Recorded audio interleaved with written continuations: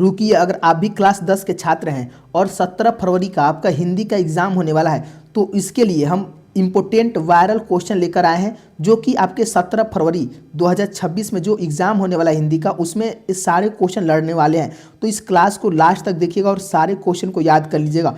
जो बच्चा इस सारे क्वेश्चन को देख लेगा बाबू, उसके जो एग्ज़ाम में आने वाले प्रश्न हैं सब क्लियर हो जाएगा। ऐसा ही क्वेश्चन पूछेगा और यह भी क्वेश्चन लड़ेगा, ध्यान रखिएगा। तो चलिए क्लास को स्टार्ट करते हैं। पहला क्वेश्चन देखिए, कह रहा है कि गोबर गणेश होना मुहावरे का सही अर्थ निम्न में से कौन सा है। एकदम VVI क्वेश्चन है, ये व्याकरण का क्वेश्चन है बाबू, बुक का भी क्वेश्चन है, ध्यान रखेंगे, लास्ट तक देखिएगा। तो गोबर गणेश होना मुहावरे का जो सही अर्थ होगा क्या होगा। पहला के आंसर याद रखेंगे मूर्ख होना। आप लोग कहते होंगे कि गोबर गणेश होना मतलब मूर्ख होना। ऑप्शन ए आपका सही हो जाएगा, ऑप्शन ए को याद कर लीजिएगा। सब इंपॉर्टेंट क्वेश्चन है, इसको लास्ट तक देखिएगा। दूसरा क्वेश्चन देखिए, अपना उल्लू सीधा करना मुहावरे का सही अर्थ बताइए। तो अपना उल्लू सीधा करना मतलब अपना काम निकालना, इसका यही अर्थ होगा।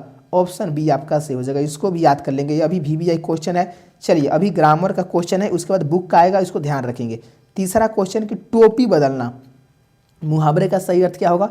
टोपी बदलना मतलब दल बदलना, घर बदलना, विदेश जाना, कि टोपी का रंगवाना। देखिए वो टोपी बदलना मतलब क्या हो जाएगा, दल बदलना। ऑप्शन ए आपका सही हो जाएगा, यह भी VVI क्वेश्चन है। और आप लोग वीडियो को लाइक कर लीजिए बाबू, आपको कहते हैं तब लाइक करते हैं, आप लोग पहले ही लाइक कर लीजिए।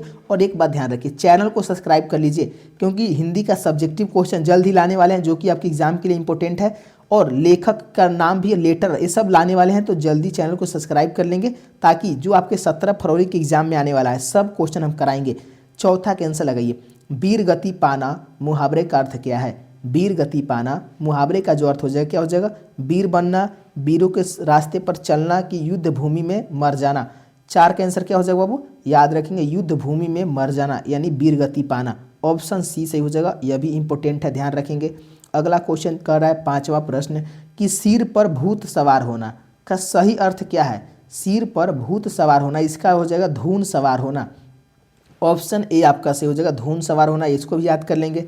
छठवां क्वेश्चन देखिए, कह रहा धोबी का कुत्ता न घर का न घाट का। इसका कहावत आप लोग सुने होंगे, धोबी का कुत्ता न घर का न घाट का, इसका मतलब क्या होता है बताइए। तो गधा बनाना, धीरे धीरे चलना, कि कहीं ठहर ठिकाना न होना। बिल्कुल सही है, यानी कहीं ठहर ठिकाना नहीं होना, नहीं इधर का ना उधर का। ऑप्शन सी आपका सही हो जाएगा, ऑप्शन सी को याद कर लीजिएगा। चलिए आप लोग कितना सही बना रहे हैं, आपको याद हो रहा है कि नहीं बाबू, एक बार कमेंट करिए तो।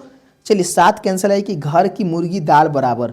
लोकाकीत का सही अर्थ क्या होता है, ये सब आपको याद होगा कि घर का मुर्गी दाल बराबर, यानी अपने आदमी को कम आंकना, अपने आदमी को कम आंकना, यही होगा, इसका अर्थ हो जाएगा। ऑप्शन डी आपका से हो जाएगा। ये मत करना मुर्गी खाना, ये नहीं होगा, मुर्गी को दाल देना नहीं होगा, गुदरी को दाल में तौलना, ये सब नहीं होगा बाबू। ऑप्शन डी हो जाएगा इसका सही आंसर। चलिए 8 क्वेश्चन कह रहा है, नाचे न जाने अंगड़वे टेढ़वा, कहावत का सही अर्थ क्या होगा। यानी नाचे न आवे अंगनवे टेढ़वा, इसका बाबू अर्थ समझिए, अपना ऐब छोड़कर दूसरों का ऐब ढूंढना, यानी अपनी गलती नहीं देख रहे हैं, दूसरों की ही गलती ढूंढ रहे हैं, यानी अपना ऐब छोड़कर दूसरे ऐब को देखना, यही होगा कि नाचे ना आवे आंगन में टेढ़वा, यानी ऑप्शन बी आपका सही हो जाएगा, ऑप्शन बी ध्यान रखेंगे। चलिए लास्ट तक बने रहिएगा बाबू, ये सब इंपॉर्टेंट क्वेश्चन करवा रहे हैं, जो कि हर कोई नहीं करवाता है, आप लोग इसको ध्यान रखिएगा। 9 क्वेश्चन कर रहा है कि किसी विषय को विशेष रूप से जानने वाला के लिए एक शब्द क्या है। तो इसे विशेषज्ञ कहा जाता है, क्या कहता है, विशेषज्ञ कहा जाता है। 9 का आंसर हो जाएगा ऑप्शन बी, ऑप्शन बी आपको याद कर लेना है। अगला क्वेश्चन लगाइए 10 क्वेश्चन, कह रहे विरिक्त का विपरार्थक शब्द क्या होता है। विरिक्त का जो विपरार्थक होता है वह क्या होता है, अरिक्त होता है। विरिक्त का क्या होता है, आसिक्त होता है, विरिक्त होता है, यानी हमको ऑप्शन ए लग रहा है, ऑप्शन ए हो जाएगा, ध्यान रखेंगे। चलिए 11 का करे ऊ एवं बड़ी ऊ का उच्चारण स्थान बताइए। आप लोग उच्चारण स्थान पढ़े होंगे, इसका क्या होगा, ऊ और बड़ी ऊ का जो ओठ होगा क्या होगा, ओठ होगा। ऑप्शन सी सही हो जाएगा, ऑप्शन सी को याद कर लेंगे। नेक्स्ट क्वेश्चन देखिए 12 प्रश्न कि यशोधरा का संधि विच्छेद क्या होगा। एकदम VVI क्वेश्चन है, इसको याद कर लेंगे और वीडियो को लाइक भी कर दीजिएगा। यशोधरा का जो संधि विच्छेद होगा, यशो प्लस धरा होगा, क्या होगा, यशो प्लस धरा होगा, यानी ऑप्शन डी को आपको याद कर लेना है, ऑप्शन डी आपका सही हो जाएगा। चलिए एक कई बार क्वेश्चन आ चुका है, ध्यान रखिएगा। चलिए 13 कैंसिल लगाइए कि चतुर्भुज में कौन सा समास है। तो चतुर्भुज में कौन सा समास हो जाएगा? देखो यहाँ पर चतुर्भुज में यानी अंक 4 है, तो अगर किसी भी अंक का हो चाहे संख्या हो तो वो द्विगु समास में आता है। किस में आता है? द्विगु में आता है। ऑप्शन डी आपको याद कर लेना, यह भी इंपॉर्टेंट क्वेश्चन है, कई बार आ चुका है। देखिए ये सब क्वेश्चन आपके एग्जाम 17 फरवरी को, ये सब प्रथम पाली है तो दूसरे पाली में जरूर लड़ेगा। 14 कैंसर लगाइए। मंगू के अलावे माँ की कितनी संतानें थी? कमेंट करिए तो। मंगू के अलावे माँ की ना 3 संतानें थी। कितनी थी? मंगू के अलावे माँ की 3 संतानें थी। ऑप्शन बी आपका सही हो जाएगा। ऑप्शन बी को ध्यान रखेंगे। अगला क्वेश्चन देखते हैं। 15 प्रश्न कह कि अज्ञेय का जन्म कब हुआ? कमेंट करिए। 15 का आंसर याद रखेंगे। अज्ञेय जी का जो जन्म है 1911 में हुआ है। ऑप्शन बी आपका सही हो जाएगा, इसको याद कर लेंगे। अगला क्वेश्चन देखते हैं। 16 प्रश्न कह रहा दिनकर को किस कृति के लिए ज्ञानपीठ पुरस्कार मिला था? 16 के आंसर लगे तो रश्मि रथी का नहीं, संस्कृत के 4 अध्याय उर्वशी से मिला था।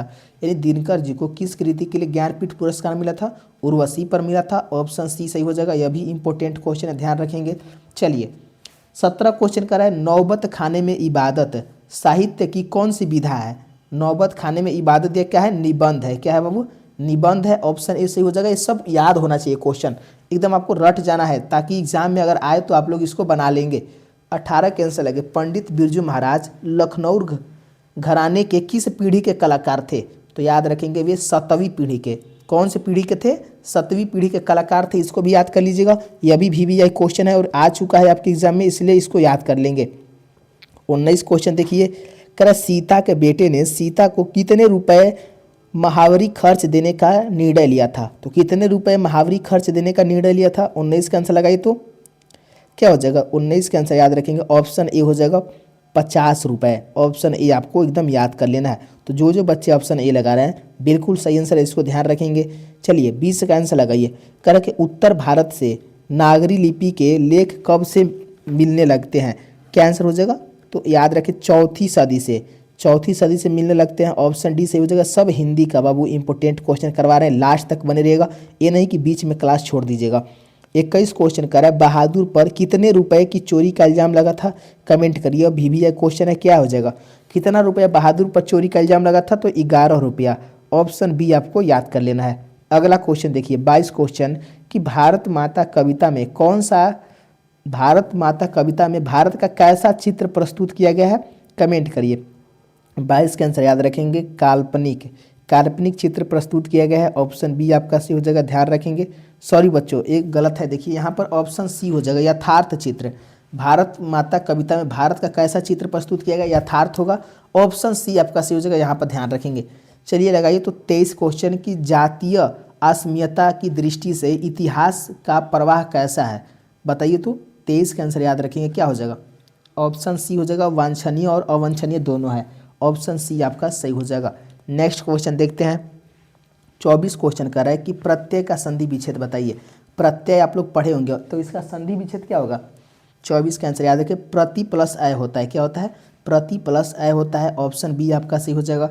नेक्स्ट क्वेश्चन देखिए 25 क्वेश्चन कि द्वेष का संधि विच्छेद क्या होता है? द्वेष का बाबू संधि विच्छेद होता है देव प्लस ईश होता है। क्या होता है? देव प्लस ईश होता है। इसको भी याद कर लेंगे। अगला क्वेश्चन देखते हैं 26 क्वेश्चन कि अति युक्ति में किन किन को की संधि हुई है? तो अति युक्ति में अति यानी ई और युक्ति यू, यानी 26 का आंसर क्या हो जाएगा? ऑप्शन बी हो जाएगा, अति प्लस उक्ति। तो इसमें लास्ट में ई आता है और ऊ आता है, ये ध्यान रखेंगे। तो ऑप्शन बी आपका सही हो जाएगा। ऑप्शन बी को याद कर लेंगे। चलिए अगला क्वेश्चन देखते हैं। नेक्स्ट क्वेश्चन 27 प्रश्न कि अन्वेषण की सही संधि विच्छेद क्या है?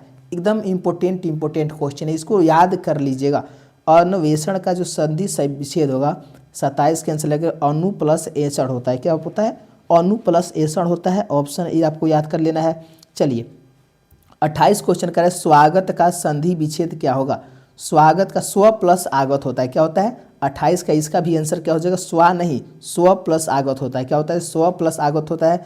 ऑप्शन ए आपका सही हो जाएगा, ध्यान रखेंगे। चलिए अगला क्वेश्चन 29 क्वेश्चन करें कि नयन का संधि विच्छेद क्या होगा? न प्लस अयन होता है, बिल्कुल सही, यानी ने प्लस अन होता है। नयन का क्या होता है? ने प्लस अन होता है। इसको याद रखेंगे। ऑप्शन सी आप कैसे हो जाएगा, ध्यान रखेंगे। चलिए 30 का आंसर लगाइए। खिचड़ी कैसा शब्द है? VVI क्वेश्चन है। बताइए खिचड़ी आप लोग खाए होंगे, कौन कौन बच्चे खिचड़ी खाए हैं? कमेंट करिए तो।